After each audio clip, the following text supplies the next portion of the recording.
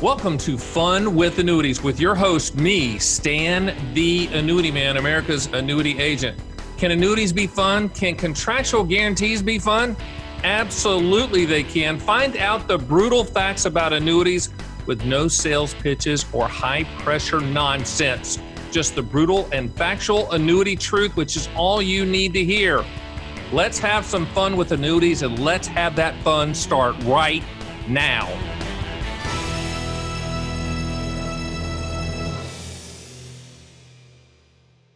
Welcome to Fun with Annuities. I'm your host, Stan the Annuity Man, America's annuity agent. I want to welcome everybody on the major podcast platforms and on the Fun with Annuities YouTube channel.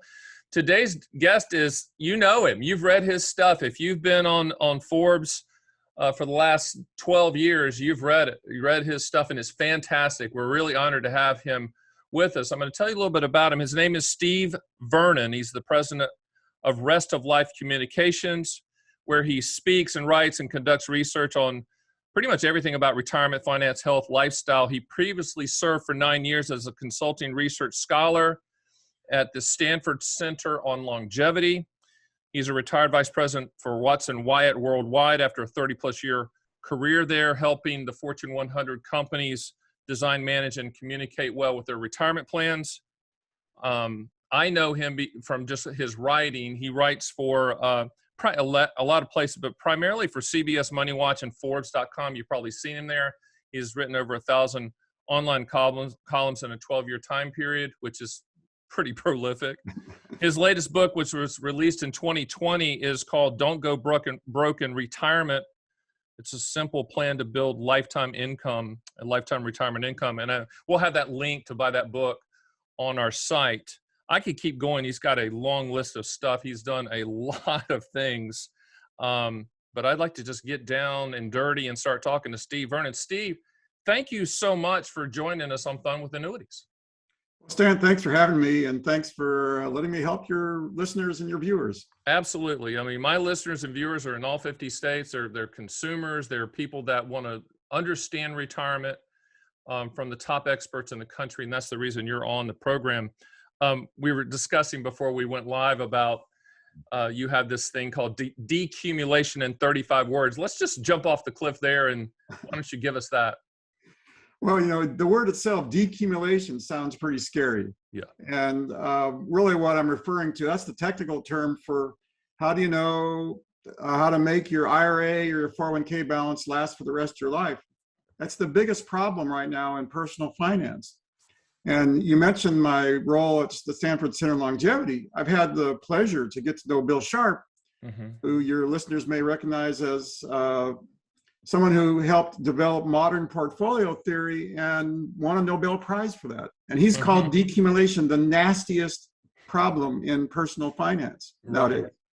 So if a Nobel Prize winner in economics is having trouble with decumulation, you know, what's your average Mary or Joe going to do about that? And so my research has focused on strategies that you can express in 35 words or less that the average person can understand. Now there are implementation details, but that's my mission, is to try and help that person who may have had a pension in an earlier generation, but now they've got a 401k balance. My heart goes out to those folks, and that's who I want to help.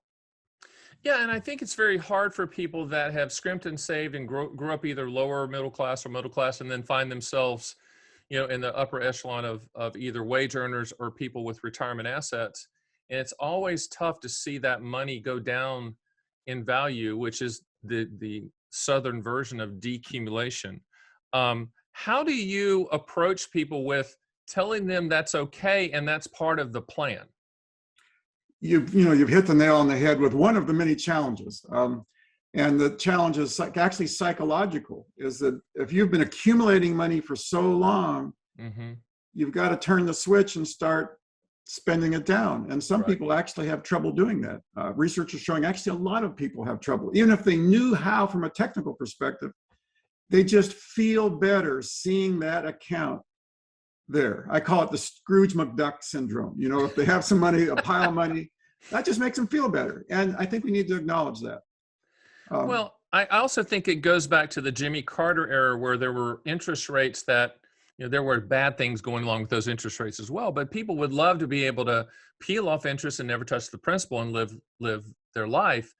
But I don't think that's ever going to happen. I think these rates are possibly new normals at this point in time. And it's just very hard for the saver and the principal protector, as I call them, to make it happen without decumulation.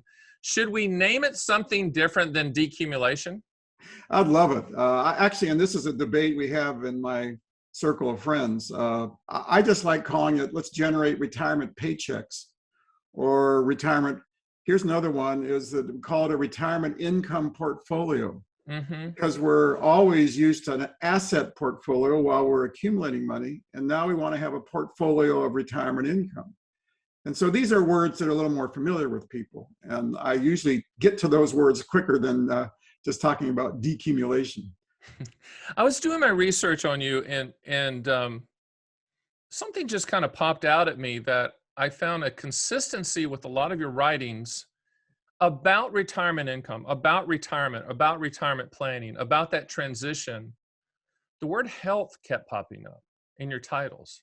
Healthy, and I think are you looking at the word healthy in two ways? Healthy meaning literally being healthy, or healthy having a robust plan in place? Are you looking at both of those? Well, actually, all of the possible uses of the word healthy, I advocate people think about. So there is literally your physical health, which is an important part of your retirement planning. But also having a healthy financial strategy, so there are different nuances here. And I can talk at length on all of those nuances.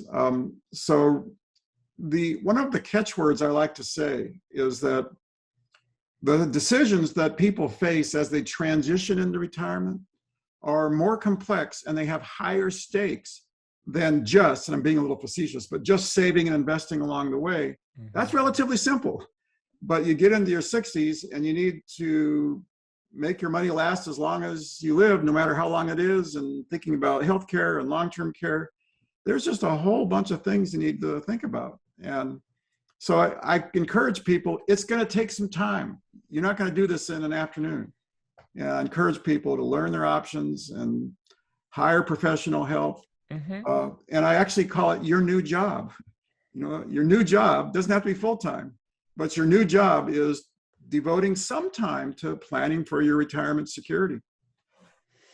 I totally agree with that. I think at a minimum, it's a part-time job for people in retirement to at least get their arms around everything, understand what they're doing, put the plan together, and then, put together that group of experts, lawyers, CPAs, advisors, however you want to frame that, to help you live the lifestyle that you've worked so hard to live. One of the things that troubles me with all of my clients that call me and say, "Hey, Stan, here's the money we have, and here's the plan is in place." And I always tell them, are you living for the day? In the South, we say there's no U-Hauls behind hearses.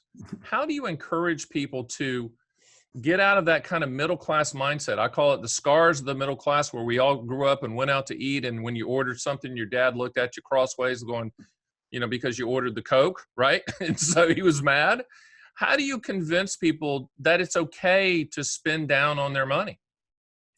That's an excellent challenge, and it combines psychology with actual technical economic and investment issues. And let me say the general strategy, and then we can dig down, is that the strategy is to develop lifetime paychecks that'll last the rest of your life, no matter how long they live. And once you know what your paychecks are, and that could be plural, because you're going to have Social Security, you could have money you bought an annuity with, you could have money you're investing and drawing down, you could have work income. But when you've got that regular paycheck that is going to last the rest of your life, then spend the paycheck. Don't worry about saving more out of it. Now, if you can save, of course, I'm not going to admonish people. But if you know that, I've got this Social Security, I've got this annuity, I've got this money I'm investing and drawing it down, I can spend that money. That, to me, is combining the actuarial and investment issues with the psychology. The people know it's okay to spend this amount of money. Now, that gets to what I call the magic formula for retirement security. And it's I greater than E, your income greater than your living expenses. Mm-hmm. And so once you know that this is all your paychecks, then you figure, all right, I've got to look at my living expenses. And are they below those paychecks? And if they're not, you've got a long-term problem. But now you've got a target. If your paychecks are short of your living expenses, now you either have to reduce your living expenses or figure out some way to make those paychecks bigger. And so this process triggers, I think, a very healthy, and now I'm using the word psychologically healthy, process where you're really facing your reality and saying, this is my reality. And the only way to make it work is to balance my income and my living expenses. Easier said than done, of course, but now you're on a path to a realistic way of managing your money for the rest of your life. I think one of the things that you mentioned there that jumped out to me was the word psychological. And when we talk about retirement planning, I've been doing this a long time, just like you. It seems like it's a static conversation about money and allocation and proportion and those type of things. But for whatever reason, in the industry, and I've been with all the major firms, and you've been speaking and writing forever, I think there's a gap missing on the psychological aspect of retirement. It just seems like it's turnkey and it's going to be great and you've crossed the finish line. As an industry, from the financial industry standpoint, how do we get better? Or is there an idea that you have about addressing the psychological aspect? I'm assuming you talk about that when you give speeches. You're talking about the mental aspect of this as well, correct? Well, right. And there are at least 2 or 3 phases to retirement. But the most important one is as you transition into retirement, because some of the decisions you make there are irreversible and you just have to live with them. But then there are other decisions that you could constantly tweak. It's almost like you're sailing a boat and you've got your hand on the rudder, particularly if you're using invested assets. And so you're right, it's not a one and done process. You make some decisions as you launch on your journey, but then you've got to constantly be seeing where you are and making adjustments as you go along. We're talking to Steve Vernon, and he's a prolific writer, speaker, thinker, thought leader in this space. He's written a bunch of books. I'll just read some of them off to you. He's published a book called Live Long and Prosper, another book called The Quest, which is for long life, health, and prosperity. He wrote a book called Recession Proof Your Retirement Years, also a book called Money for Life, and then Retirement Game Changers. If you buy any of them, you've done a good job. But there's one that's out now called Don't Go Broke in Retirement, which is his latest offering, which is fantastic. What was the motivation for that book that was different than the previous 5? Okay, a good question. And actually, all my books are affected by research as I do them. So I've been, as you mentioned, researching at the Stanford Center Longevity for 9 years. And as I do more research, it's like, aha, I've got new insights. So it just reflects my evolution and my thinking. The other thing is that some of my books are holistic, meaning I look at health, finances, and your lifestyle. That was like Retirement Game Changers, for example. And then others are just focused just on generating monthly income. And so this latest book, Don't Go Broke in Retirement, was just narrowly focusing in on that important task of how do you develop a retirement income portfolio? And what motivated me for that is that I completed a project at the Stanford Center on Longevity on retirement income strategies. And we looked at 292 different retirement income strategies. Of course, we'd use computers with that, and we use sophisticated techniques that I used during my consulting years. I was a consulting actuary that helped large companies run their retirement programs, and we developed very sophisticated software to help companies do funding strategies and investment strategies. And those same software can help with individuals now. So we use that sophisticated software to look and compare 292 different strategies. And one of them fell out. When I say fall out, emerged, that's a better word, as being pretty straightforward and simple and very effective compared to more complex strategies. And so we ended up calling it the Spend Safely in Retirement strategy. And that's actually the strategy that's in the book, Don't Go Broke in Retirement. Mm-hmm. And actually, I condensed it down to 33 words in that post that I said, decumulation, 33 words. Sure. And so that was really the motivation, was seeing this strategy come out of this research. And there was a research team. Wade Pfau was on the team.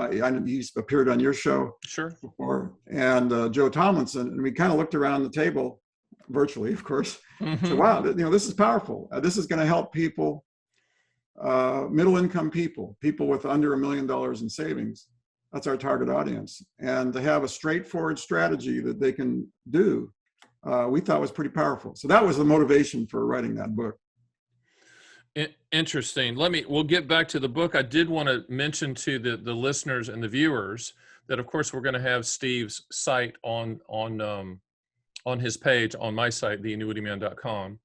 But he has a newsletter you can sign up for, and it's a great newsletter, and you need to sign up for that newsletter. He also has some worksheets. He has links to the Stanford Center on Longevity, where he was a part of, and I'm assuming you're still a part of. So that his site that we certainly want you to go to, there's nothing salesy about it. It's educational, and it's based on research. And I think that if you're pre-retirement, in retirement, been in retirement for a long, long time, you should always be learning. You should always be seeking. Mm-hmm. And I think what Steve has done is put together a very, very informative site that you can go to read. Obviously, it's free. You can get whatever you need there. When you get questions from people recently, like say in the last year or so, we've been through some really interesting black swan events, as you know. What are some of the questions that continually pop up? What are people asking you that's bothering them or they're trying to solve for? Yeah, that's a good question. And it's what you might expect. The stock market volatility is concerning them. Mm-hmm. Inflation now in the last couple of months isn't concerning people. Always healthcare has been an issue. There's two aspects to that: staying healthy as you can, and then paying for care when you need it. So really, nothing really has popped out as real different from prior years, other than just kind of the intensity and the worry, just because of the times we're in. When you were at Watson Wyatt and you were helping companies in the Fortune 100s, was there something in the back of your mind that knew that what you're doing now would be the chapter 2 of your life? How did you arrive here as kind of one of the go-to resources for intellectual thought on retirement planning, retirement income planning?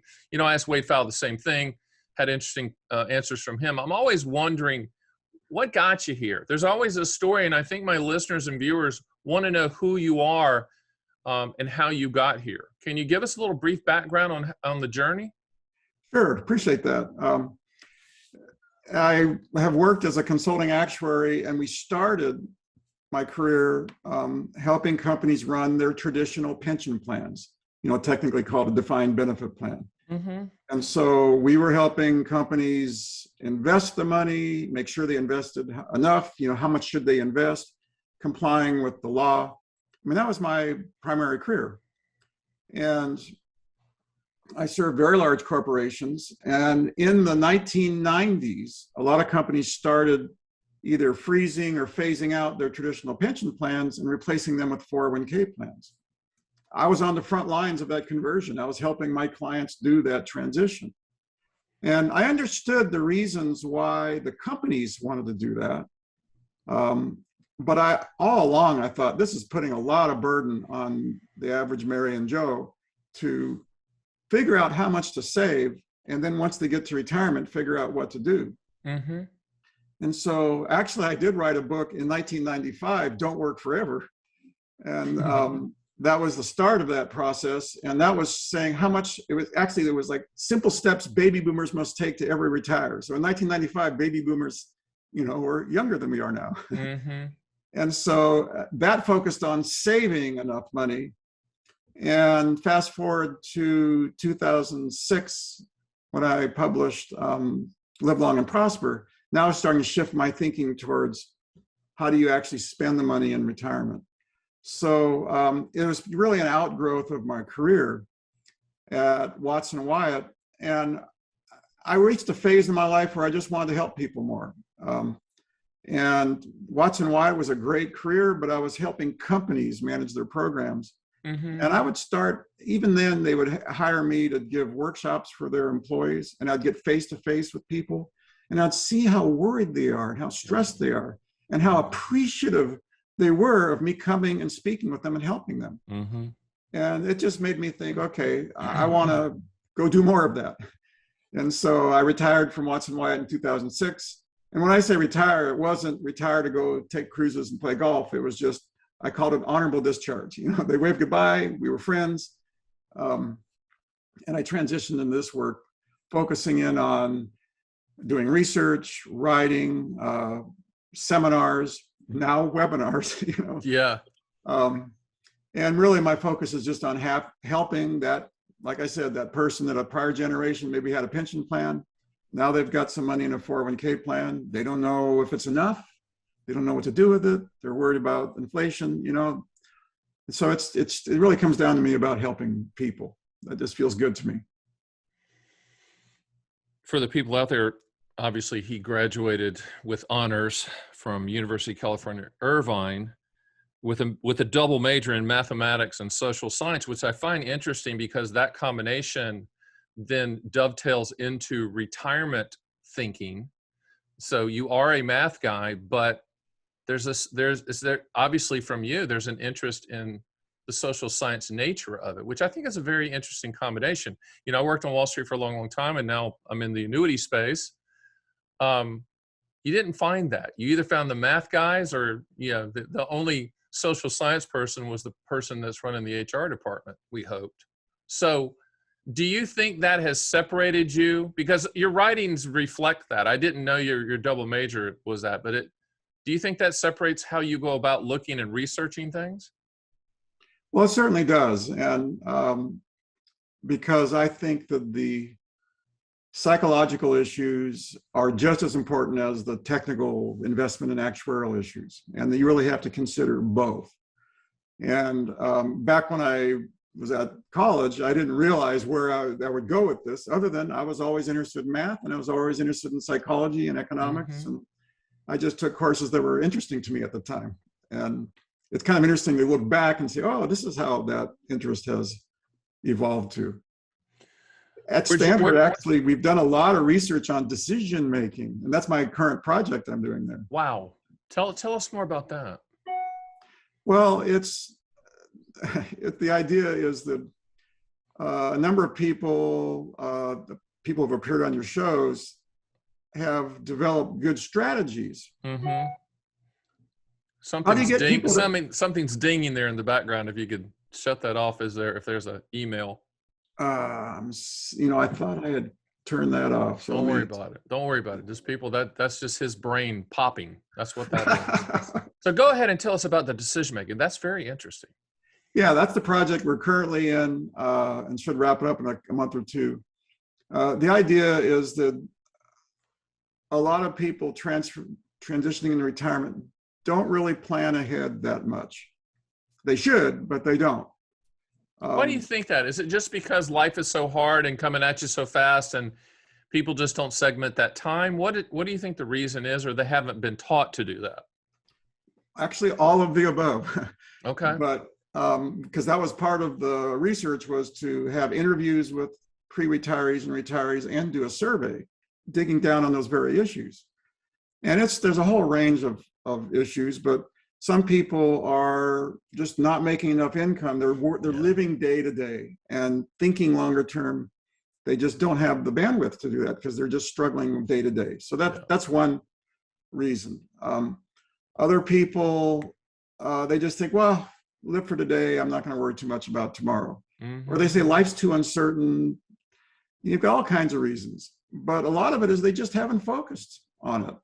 They're still focused on accumulating money. And that's a common theme we saw, is that retirement planning for them is still saving and investing, and they haven't really turned their attention to how to really spend it. And so some of it is just bringing this to their attention in a way. And what really came out of it was giving people a step-by-step guide to the decisions they need to make, because it's overwhelming to a lot of people. So those are kind of the things that are coming out of that research. And our intent is to help financial institutions or financial advisors, how do you message your strategies in a way that will help people get it and follow through with decisions? I want to go back to what you were talking about when you were working with Watson Wyatt. And for people that don't know what a defined benefit plan is, it's a pension. It's a pension offered by companies. And, depending on what study you look at, we can easily say that less than 10% of private companies do not offer the pension, the lifetime income stream. They offer the accumulation, what's called a defined contribution plan. But what I want to talk to you about, and maybe you can pinpoint the time, but you were talking about the realization of the pivot companies made from defined benefit plans and that shouldering that risk for lifetime income for their employees to then pivoting to a defined contribution plan and truly transferring that risk for the employee to make their decision. Was that a depressing moment? Can you remember when it really hit you how horrible that was? You understood why they were doing it as a company, but you also knew the repercussions from that decision. Can you expound upon that a little bit more? Well, I don't remember the moment the light bulb came on, but it was early on in the transition. Mm-hmm. And of course, I was working at a big company with colleagues, and we were all concerned about this. So all of us were saying, wow, our client has asked us to terminate or freeze or whatever the technique is. They wanted to basically get out of sponsoring a pension plan.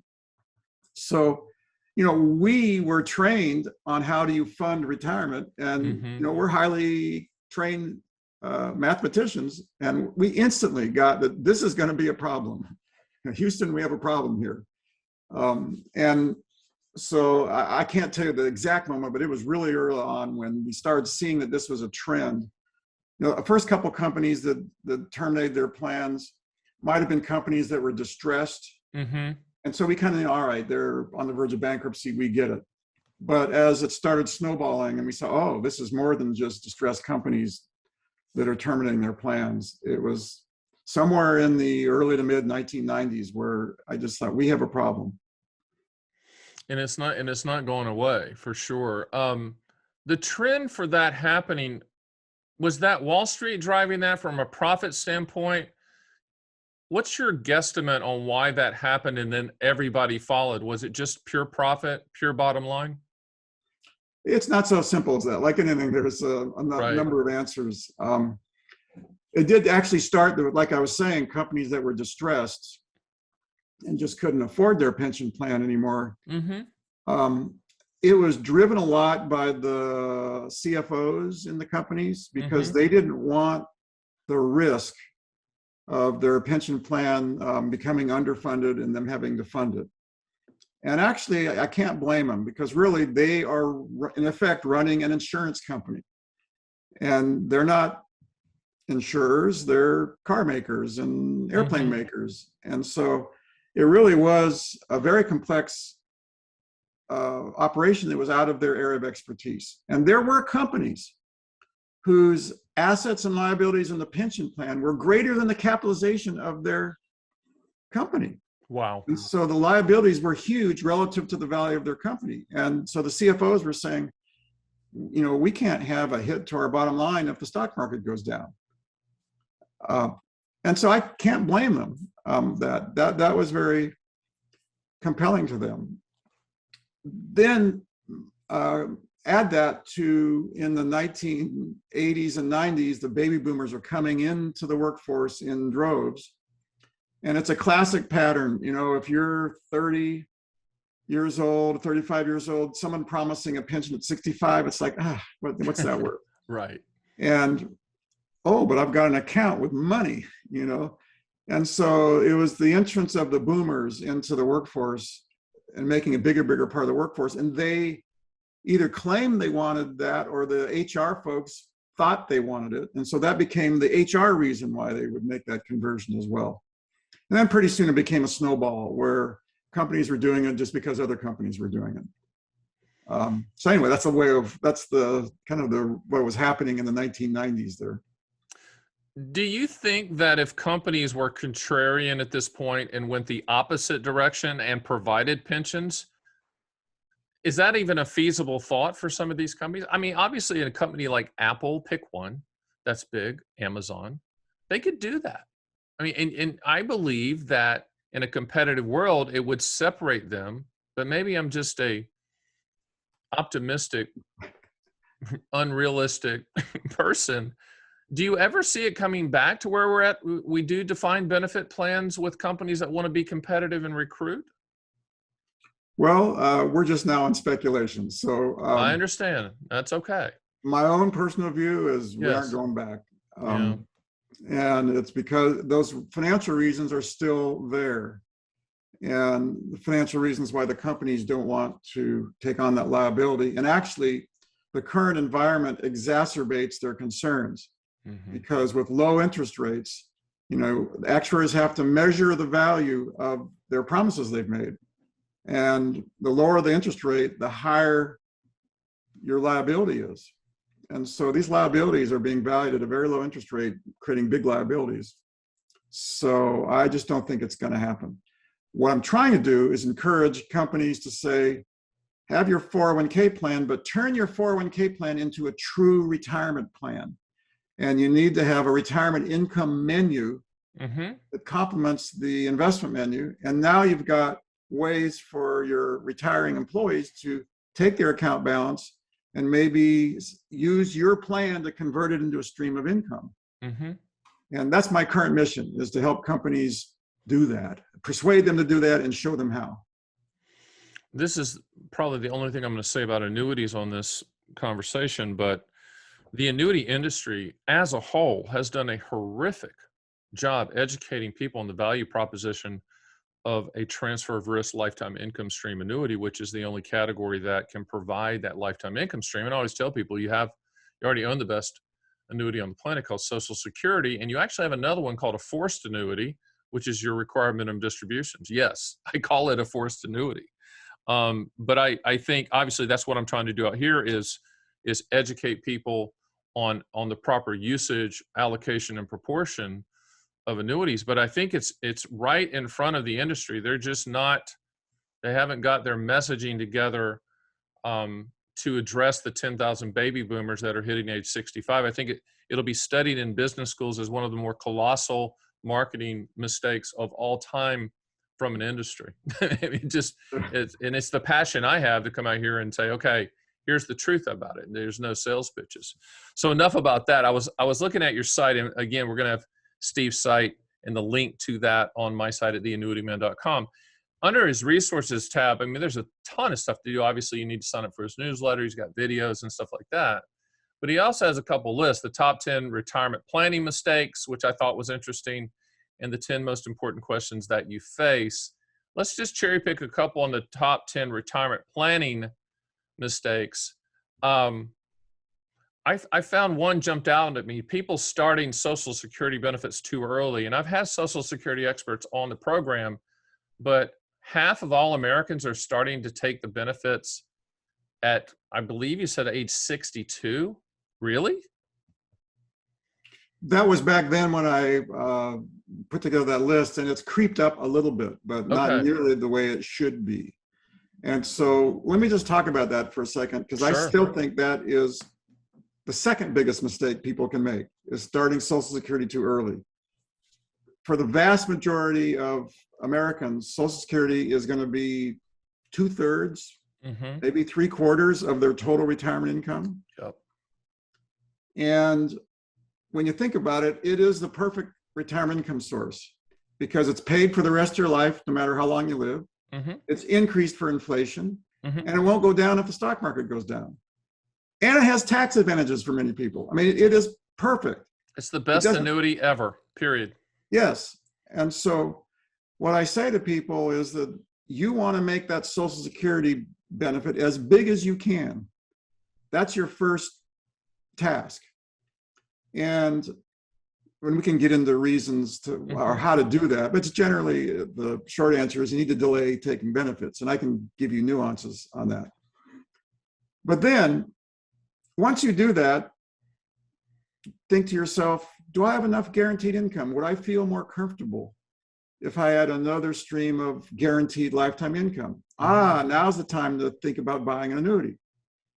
And so the counsel I usually give is maximize your Social Security and don't buy an annuity until you've taken steps to maximize that Social Security, because that's the best priced annuity you'll ever get. I 100% agree with you, period. Yeah. And one of the strategies actually I call a Social Security bridge strategy, and I'll just talk about that. Suppose you retire at 65, but you determine 70 is when you should, the best time to start with Social Security. Well, from your savings, pay yourself that Social Security benefit that you would have had you started at 65 to enable you to delay Social Security till 70. And you pay yourself from your savings. And I've actually done, what's the effective annuity purchase rate with that strategy? And it beats by a long shot actual annuity purchase rates. And so that's why I'm saying is that use your savings if that's what you need to do to delay your Social Security benefit. That's the best annuity purchase you'll ever make. Then once you've maxed out on that, which you will if you do it all the way, now is the time to start looking for an annuity if you want more guaranteed income. Right. And so really the solution that I advocate is really more of a decision process and there's a series of decisions you can make, and I try and make it as simple as possible. Question, what's the number one? If that's number two, what's number one? Just retiring too early, period. And it's very closely related to taking Social Security too early. But I've got some charts, if you can imagine a bar graph where it shows a typical pre-retiree and it shows bars when what was their income be if they retired and started everything at age 62 and 65 and 6 and 70. And your total retirement income almost doubles between retiring at age 62 and retiring at 70. And it goes up, proportionally along the way. And so I call age 62 to 70 the retirement opportunity zone, because the decisions you make during that period really are going to affect your quality of life or your financial security for the rest of your life. And so just make those decisions carefully. And it doesn't mean you work all the way to age 70, because not many people either want to do or they can do it. But at least it means don't retire at 62, not knowing what you've done. I mean, a lot of people and that's what our study is showing. They retire just because they feel like it, or they got mad at their boss. And actually having Social Security actually enables them. It wasn't even possible. If they got mad at their boss at age 60, they couldn't retire. But now at age 62, they get mad at their boss. And, okay, well, I can just, take this job and shove it and retire. Not a good idea if you haven't done the math. And so I'm really an advocate of doing the analysis. What is your retirement income if you retire at these ages? Does it exceed your expenses? If it does, well, then fine, retire at 62. But for the vast majority, the numbers don't work out that way. I know you've spoken with Wade Pfau about his book on reverse mortgages and tapping into home equity and those type of things. I find that fascinating because he just destroys the 4% rule that's been in place in the brokerage world. And for people who don't know what that is the advisor will say, well, don't buy anything that's guaranteed, because we can just peel off 4% and you'll be fine. And Wade's destroyed that. You have one of your top 10 retirement planning mistakes is tapping home equity too early. What's too early, or is that custom? Well, let me first talk about the whole idea of tapping your home equity, because if you look at the statistics, somewhere like 50% or more pre-retirees have more wealth in their home equity than they do in their 401k and their IRAs. Wow. That's a big number. Right. And then another statistic, and these are reports coming from what I did at Stanford Center on Longevity, I can say with confidence, the vast majority of current pre-retirees have not saved enough money in their IRAs and 401ks to retire full-time at age 65 and spend the same amount of money they spent before retirement. They're going to have to spend less money in retirement. So they're facing two tough choices: work longer than age 65 or reduce your spending, or some combination. The vast majority, 3/4 of Americans, I've seen how much that age group has saved, and I can do the math. And so that says to me, if you just want to rely on your IRAs and 401ks and you can make do with that reduced level of income, that's okay. But if you've got this wealth over here in your home and you really either need to retire or want to retire, you ought to take that into consideration. That's an asset that you have. And I actually advocate looking at other assets too, because some people might have paid up life insurance, whole life insurance. So it's really like looking at all of your financial assets. And that analysis that I was describing earlier, where you look at your income from Social Security and your income that you can generate with your IRAs and your 401k, and if that doesn't cover your living expenses, now what? Well, one of the now what's is looking at using home equity, cash value whole life insurance. If you have those, you got to look around and see what you've got to do to address that. So I'm just an advocate of using all your financial resources. And I can get into detail about reverse mortgages and home equity, but that's for the moment, that's the general idea. Right. And I just think people forget that they're sitting in the house that could provide liquidity if liquidity is needed without upsetting a portfolio or disrupting a portfolio. And I think if just people put that in the back of their heads, read what you've said, read what Wade said, and just realize that's an asset class as well that can be used. Doesn't have to be used, but it should be in the batter's box, as I say, as a baseball analogy. I wanted to ask you a question about, you have the 10 most important questions that you face. And by the way, these list of 10 is on Steve's site. Once again, we'll have that link for you. The one that jumped out with me, and I want to hear this answer. And the question is, how can I work most effectively with financial advisors, brokers, and salespeople, the dreaded salesperson? What's your answer to that, Steve? Well, and that's a tough one too, because now, first of all, let me start and say that this research project I was talking about, the survey shows that about 2/3 of pre-retirees and retirees don't work with a financial advisor. I agree. I would say, yeah, at least that.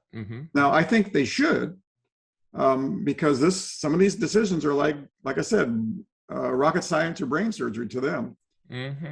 But you got to find the right person. Yeah. And so that's part of your job. I talked about your retirement job is actually doing your shopping for the right professional. And there are two things to look for, at least.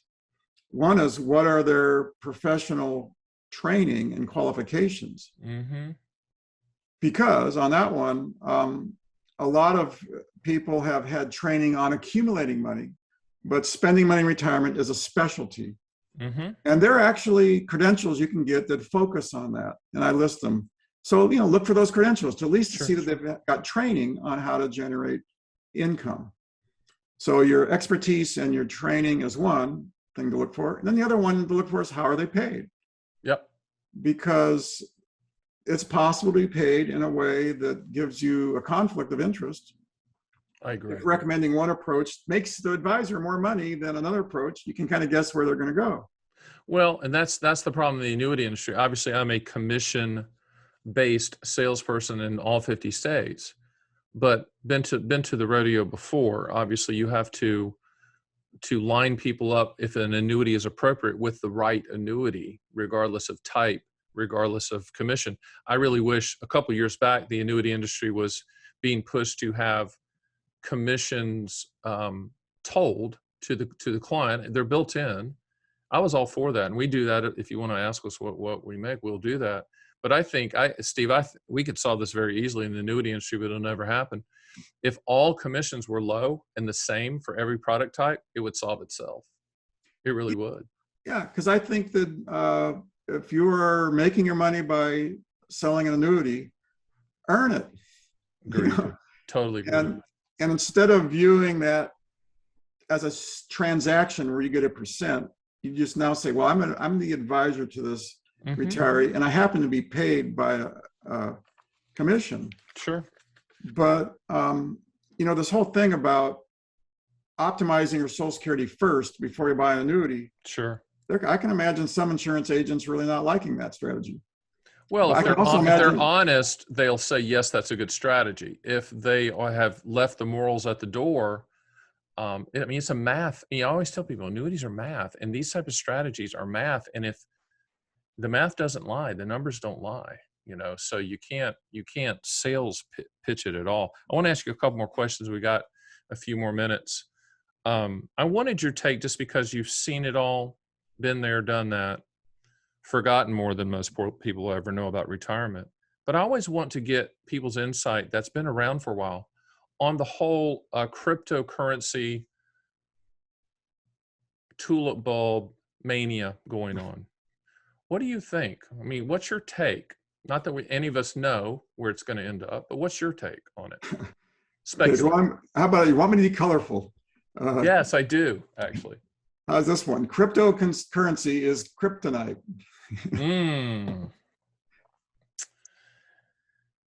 I see too many retirees going there. I think it's sad because I don't think it's settled yet. Me and you have been around through the .com eras, and we saw all of that stuff where companies went public at 10 and sold the same day at 75, and there was nothing there. And it just worries me do you worry that retirees are, they're always trying to pitch the get rich quick. Does that concern you that people are looking at that at retirement? And they might be right, we might be wrong. But what do you think? Well, I'm really concerned that people would go into cryptocurrencies. And first of all, it's not generating income. There's not a dividend or an interest payment. The only way you're going to make money is by selling it later and hopefully earn a profit. And so now you're into buy and sell decisions, which are really the same as with the stock market if you're going to buy and sell stocks on your own. And most people are not paying attention enough. They don't know enough when to buy and when to sell. And so as a retirement investment, I just think it's kryptonite. Now, if you want to just play with it, fund money, that's okay. But I'm just talking about your core portfolio. Yeah. You're looking at stocks, bonds, real estate investment trusts. These are tried and true investments. They've stood the test of time. They've got volatility, of course, but there are strategies to deal with that volatility. And maybe 50 years from now, we'll have enough history on cryptocurrencies to better understand them, but that's not going to work for people in their 60s right now to wait till 50 years to see how that works. I just think people need to realize they might miss it. It might pass them. It might already have passed them by, and the movement. But when you're at the finish line, I always tell people, if you've won the game, stop playing it. Right? Yeah. That's an old sports adage. If you won it, stop playing it. Wanted to ask you something about, at the time of this taping, and obviously this is going to be viewed years and years and years from now, but at the time of this taping, inflation is an ugly albatross that's rearing its head, especially with gas prices and food prices. And my heart breaks for people that are on the edge. And month to month, I think 65% or 60% of adults have $400 in their savings account, right? The people that are listening to this podcast and watching this podcast, that's not who's listening. Okay, we have people that are trying to put it together. What's your take on this form of inflation that we're going through right now? Well, obviously it's a source of concern. And, I see where we are in Southern California, gas is $6 a gallon. And so I can't imagine how people who are living on the edge are when it was $4 a gallon, which wasn't very long ago. This is a horrible problem. Having said that, it gets back to what I was saying earlier, is that, Social Security is indexed for inflation, and we're probably going to get a pretty big jump after this year. Yep. And so it comes back to the strategies that I've been talking about. Agreed. Maximize your Social Security, be very mindful of your spending, invest in the stock market. Sure. Because if you've been invested in the market, if you're a pre-retiree and you've been in the market for quite a while, even if the market goes down 20%, you just lost 1 year's worth of earnings. We've had a terrific run.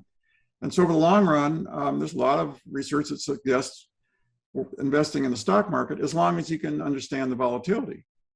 So it really comes back to tried and true investments. And then, within the last 10, 15 years, real estate investment trusts have come out and now they're in mutual funds or ETFs. And so that's also, I think, a more realistic strategy that can also help, have some of your retirement money in those that can help fight inflation. So not a magic bullet. It's the same, really the same things we've been talking about for a while. I think what's refreshing, because with your background and your math background, just your background in general, you can make this as complicated as you want to make it. But what I like about what you do and how you write is your solutions are simple and they're easy to understand and they're translatable to people at all levels, which I think is a gift that you bring that a lot of people don't. A lot of people at your level of IQ can't bring it down. And I think that's the reason that Forbes keeps letting you write and CBS Money they let you write, because you have a good instinct for what's out there and what the consumers are doing. We're kind of out of time, but what I do, Steve, at the end of every one of my podcasts, and I don't tell you up front, is you get a mic drop moment of the last word, the walk away, and you don't have to do one, but I always want to see what's on the top of your head. So mic drop moment for Steve Vernon, go. Oh, okay. Well, for your listeners and viewers, I would say, I'll go back to something I was saying earlier. Think of your retirement planning as your new job. Not a full-time job, maybe not even a half-time job, but I've done some estimates and I've estimated that you're actually paying yourself $500 to $1,000 per hour by making smart decisions. And so I asked anybody, do you want a job that could pay $500 to $1,000 an hour? Not many people are going to say no. So I just want to encourage you, it's well worth your effort and time to learn your options. If you need a financial advisor, you're still going to have a better discussion with them if you're informed. So do your job, take your job. That's one of the best mic drop moments we've had on Fun with Annuities. And I want to thank everybody that's listened to us on all the major podcast platforms. We hope to have Steve Vernon back in the very near future. I want to thank everyone for watching us on the Fun with Annuities YouTube channel. And I will see you next week. Thanks for listening to Fun with Annuities. Please hit the subscribe button and make sure to go to my site at theannuityman.com, where you can run your own SPIA, DIA, and QLAC quotes and see a live feed of the best MIGA fixed rates in the country, and even get indexed and income rider quotes as well. You can also sign up for my 6 annuity owner's manual books, and I'll ship them for free and under no obligation. I also encourage you to schedule a one-on-one call with me, Stan the Annuity Man, so we can have a full discussion of your specific situation. It will be the best brutally factual and truthful advice you will ever get, and that's one guarantee you should definitely take advantage of. So join me next time for the #1 annuity podcast on the planet, Fun with Annuities.